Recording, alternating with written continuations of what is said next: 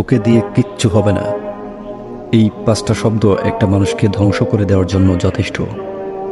কষ্টের ব্যাপার হলো, আমরা প্রত্যেকেই জীবনে একবার করে হলেও এই কথাটি শুনছি।